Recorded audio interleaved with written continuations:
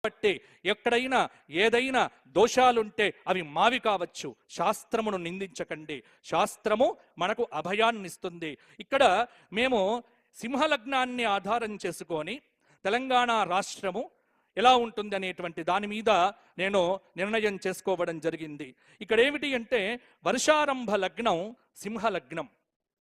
లగ్నాత్ అష్టమ స్థానంలో పంచగ్రహ కూటమి. కొన్ని ఇబ్బందులు ఉంటాయి. ఎందుకంటే ఆకలి అయిన వాళ్ళు విపరీతంగా ఉంటారు. ఆకలి తీర్చటానికి సంచిలో బియ్యం కొద్దిగానే ఉంటాయి.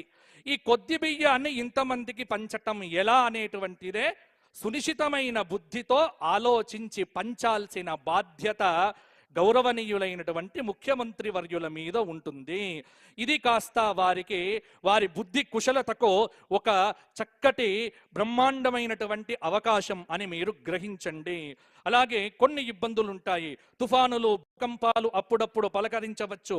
లగ్నాధిపతి అష్టమస్థాన స్థితి వల్ల ఆర్థిక భారంగానే ఉంటుంది. అన్నీ ఉన్నాయి కానీ పైసలు కొంత కావాలి. అందుకే వసుహు అంటే సంపదను తీసుకొని వచ్చింది ఈ సంవత్సరం. కాబట్టి మీరు ఎలా చేసినప్పటికీ ఈ సంవత్సరం డబ్బనేటువంటిది ప్రజలకు వస్తుంది. ఈ సంవత్సరం ఒకే ఒక్క వాక్యంలో నేను చెప్పబోతున్నా. ఏమిటి అంటే ఈ సంవత్సరం ప్రజలైతే సంతోషంగా ఉంటారు.